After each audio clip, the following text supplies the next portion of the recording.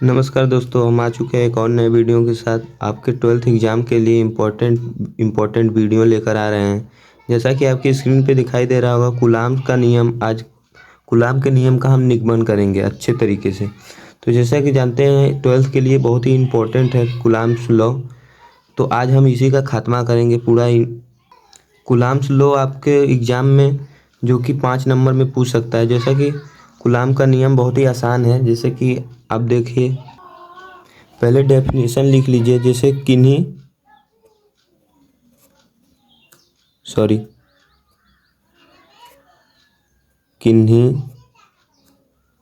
दो स्थिर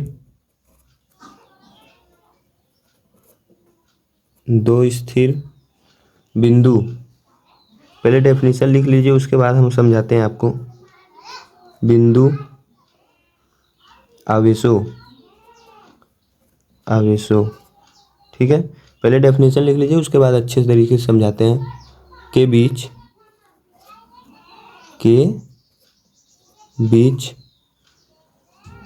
कार्यरत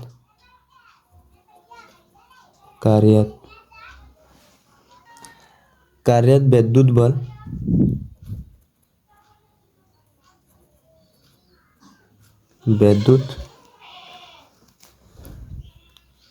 बल दोनों आवेशों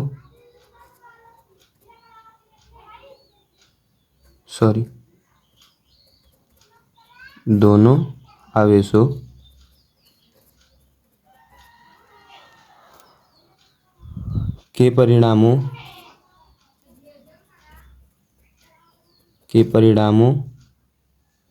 के गुणनफल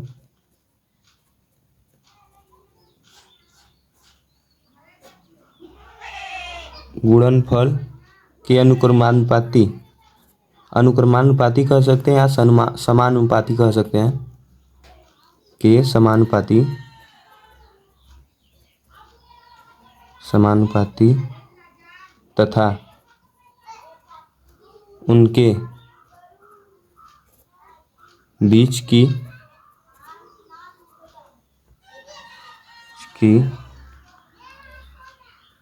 दूरी के व्युत्क्रमानुपाती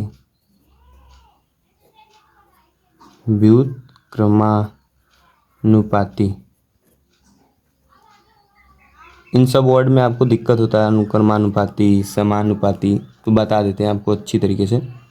कोई दिक्कत नहीं होगा यार, होता है। जैसे कि हम आपको समझा देते हैं। किन्हीं दो स्थिर आवेश, जैसे मान लीजिए कि दो स्थिर आवेश बिंदु आवेश है। जैसे एक आवेश है, यह एक आवेश है। मान लीजिए यह प्लस का आवेश है, यह माइनस का है, ठीक है। किन्हीं दो स्थिर बिंदु आवेशों के बीच कार्यरत बल, इसके बीच मान लीजिए कार्यरत बल है, इसके बीच कार्य कर रहा है, ठीक है। दो वस्तु रखे हैं तो उसके बीच बल कार्य करेगा ही। के बीच कार्यरत वैद्युत बल दोनों आवेशों के परिणामों के गुणनफल के समानुपाती। मतलब इन दोनों के, मान लीजिए कि यह Q1 है, यह Q2 है, ठीक है। तो इनके गुणनफल के वर्ग के, तो इन दोनों के बीच जो बल कार्य करेगा, मान लीजिए वह F है, तो समानुपाती है इनके गुणनफल के बराबर, ठीक है। जैसे Q1 Q2 के बराबर है यह, ठीक है। समीकरण 1 यही कह रहा है, कार्यरत वैद्युत बल दोनों आवेशों के परिणामों के गुणनफल के समानुपाती है। तो यह समानुपाती है। अब आते हैं, समानुपाती है तथा उनके बीच की दूरी के व्युत्क्रमानुपाती। मान लीजिए कि यह बीच की दूरी r है आपकी, ठीक है, r। तो इन दोनों के बीच की जो दूरी है Q1 Q2 के, उसके व्युत्क्रमानुपाती है। मतलब व्युत्क्रमानुपाती मतलब होता है उल्टा। जैसे कि मान लीजिए कि F प्रोपोर्शनल 1/r, यह उल्टा है। व्युत्क्रमानुपाती या समानुपाती, ठीक है।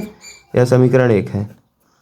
तो जैसा कि आप लोग जानते होंगे, जब समानुपाती का चिन्ह हटता है तो इस दोनों समीकरण से क्या हो गया, मान यहाँ 2 लिख लीजिए। तो यह समीकरण दोनों से हो गया कि समानुपाती है Q1 Q2/r, यही होगा ना, ठीक है।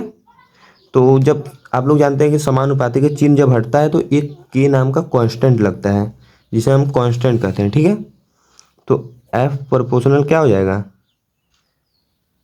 के Q1 Q2 अपन R। ठीक है, सॉरी यार, उनके बीच के दूरी के व्युत्क्रमानुपात वर्गों के, यहाँ पे लिख लीजिएगा यार, दूरी के यहाँ पे लिख लीजिएगा वर्ग। ठीक है, वर्ग यार, यहाँ पे वर्ग लिख लीजिएगा, वर्गों के बराबर होता है ना। ठीक है, ये हो गया।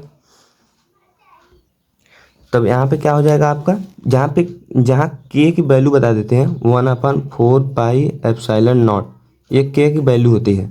ठीक है, इस के का मान इतना होता है। तो यही कूलम्ब्स लॉ है और बहुत ही इंपॉर्टेंट है।